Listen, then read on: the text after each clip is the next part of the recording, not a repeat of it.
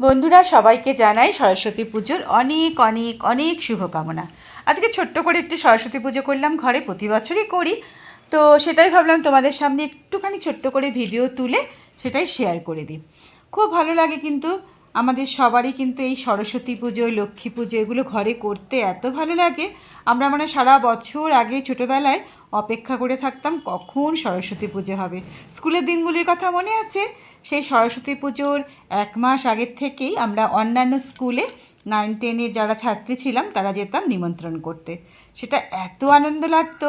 বেশ প্রথম প্রথম পিরিয়ডগুলি হতো না, একটা পিরিয়ডের পরেই আমরা 4-5 জন করে বেরিয়ে যেতাম বিভিন্ন স্কুলে নিমন্ত্রণ করতে। হেডমিস্ট্রেসের ঘরে গিয়ে গিয়ে আমাদের ওই হেডমাস্টার বা হেডমিস্ট্রেসের ঘরে গিয়ে গিয়ে আমাদের ওই নিমন্ত্রণ কার্ডটা দিতে হতো। কি মজাই যে লাগতো। তারপর সরস্বতী পুজোর আগের দিন সবাই মিলে ক্লাসের সবাই মিলে যেতাম ঠাকুর আনতে। সেটা একটা যেন মানে কী যে আনন্দ। তখন একটা এরকম ঠেলা গাড়ি ছিল, সেই ঠেলা গাড়ির ওপর মা সরস্বতীকে চড়িয়ে আমরা সবাই সরস্বতী মাই কি জয় বলতে বলতে আমরা সরস্বতী ঠাকুরকে নিয়ে স্কুলে ঢুকতাম। আর তারপর সাজানো হতো মানে অনেক রাত অবধি, প্রায় 8টা-9টা অবধি। আমরা মনে আছে খই দিয়ে বিভিন্ন ফুল দিয়ে আমরা সুন্দর করে সরস্বতীর বেদিটাকে, মা সরস্বতীর বেদিটাকে সুন্দর করে সাজাতাম। আর গাঁদা ফুলের মালা, মানে এত আনন্দ ছিল তখন। ছোট ছোট জিনিসে আমরা কত যে আনন্দ খুঁজে পেতাম। এখনকার বাচ্চারা সেই সমস্ত আনন্দ থেকে কিন্তু একদম বঞ্চিত। সেই সারা রাত্রি জেগে পাড়ায় পাড়ায় যে সরস্বতী ছোটো ছোটো প্যান্ডেলগুলি হতো, বিভিন্ন বাচ্চারা মিলে মিলে যে করতো, তার মধ্যেও ছিল কী আনন্দ। আমাদের ভাইরাই তো সারা রাত জেগে সেই কোনোটা মানে বেড়া, কখনো সুতো এইসব দিয়ে প্যান্ডেল হতো। আর সারা রাত আমাদের বলতো এটা দে ওটা দে, একটু জল দে। আমরাও কিন্তু একদম মানে হাসি মুখে ওদের ওই দাবিগুলোকে মেনে নিতাম। খুব ভালো লাগতো কিন্তু ছোটোবেলায় সরস্বতী পুজো।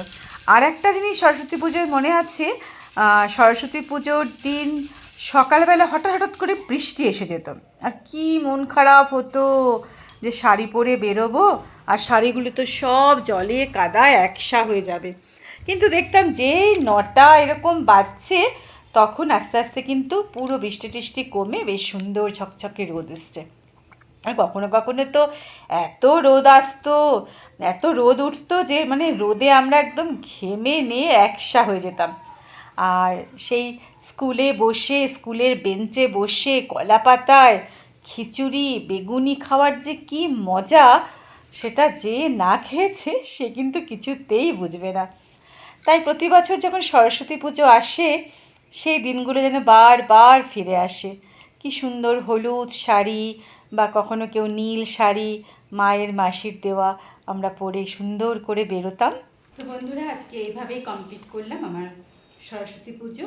ছোট্ট করে করলাম, কোনো লোকজন ডাকিনি, নিজেই ঘরে একটুখানি নিজের মতো করে পুজো করে নিলাম। সেই ভিডিওটাই আপনাদের সাথে একটু শেয়ার করছি, আপনারা দেখবেন।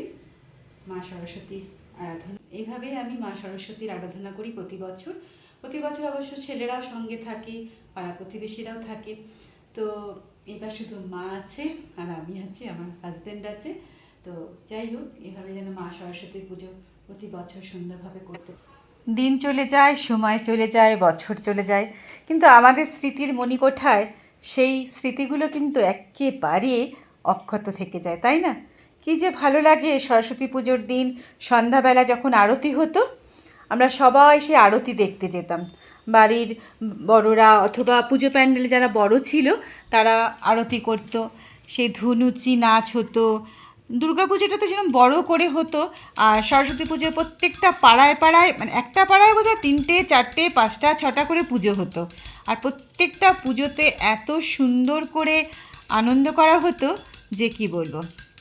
তো যেহেতু ভিডিওটা আমি নিজে নিজেই তুলি, আমি কিন্তু মানে আমার বাঁ হাতটা ডান হাত দেখাচ্ছে, ডান হাতটা বাঁ হাত দেখাচ্ছে। তো বন্ধুরা ওটা কিন্তু একটু অ্যাডজাস্ট করে নিও। আমি তো ঠিক জানি না কিভাবে তৈরি করতে হয় ভিডিও, তাই যেটুকু পারি সেটুকুই করি আর কি। তাই ভাবি তোমাদের কাছে একটুখানি সেটাকেই তুলে ধরি। তো প্রতি বছর আমি কিন্তু এইভাবেই সরস্বতী পুজো করি, আর আমার সরস্বতী পুজো করতে খুব ভালো লাগে, তার জন্যই করা হয় আর কি। যাই হোক, এইবার আমাকে যেতে হবে রান্নাঘরে। পুজো টুজো হয়ে গেল, এবার দেখি কর্তাগিন্নির জন্য কি রান্না করতে পারি। আজকে বিশেষ কিছু রান্না তো করবোই না, এমনিতেই নিরামিষই ভাবছি কী রান্না করি। তো একটুখানি পাঁচমিশালি সবজি আছে, তো প্রথমে ভাবলাম পাঁচমিশালি সবজিটা দিয়ে একটু তরকারি মতো করে নিই। তো সবগুলোকে একটু ধুয়ে টুয়ে নিচ্ছি, নিয়ে টিয়ে কেটে কুটে নেবো আর কি। কিন্তু পাঁচমিশালি তরকারি করতেও আর আমার ভালো লাগলো না। তো ভাবলাম যে ঠিক আছে, একটা কাজ করি, ছোটো ছোটো করে কেটে নিয়ে এটাকে বেশ একটু পাঁচফোড়ন আর কাঁচা লঙ্কা দিয়ে একটু ভাজা ভাজা করে নিই, আর একটুখানি মুসুর ডাল করে নিলেই হয়ে যাবে। তো বন্ধুরা, তোমাদের সরস্বতী পুজোর কী অভিজ্ঞতা? আমার তো এটাই অভিজ্ঞতা, সেজে গুজে সকালবেলার আগে ঘরে পুজো হয়ে যেত, তারপরে পুজোর প্রসাদটা খেয়ে, কোনো ক্রমে প্রসাদটা খেতাম, প্রসাদটা খেয়ে তারপর শুরু হয়ে যেত শাড়ি পরা। বাপরে বাপ, সেটা যেন একটা যুদ্ধ চলতো শাড়ি পরা। একে বলতাম একটু পরিয়ে দাও না, ওকে বলতাম পাড়া দিদিদের আর কি বা মামিদের বলতাম একটু শাড়িটা পরিয়ে দাও না প্লিজ। শাড়ি টাড়ি পরে সুন্দর করে চুল বেঁধে, বেশ লম্বা চুল ছিল, বেশ সুন্দর করে চুল টুল বেঁধে তো আমরা বেরিয়ে পড়তাম ঠাকুর দেখতে। এটা কিন্তু গোটা সেদ্ধ, কি সুন্দর দেখো, এটা দিয়ে গরম ভাতে খুব ভালো হয়।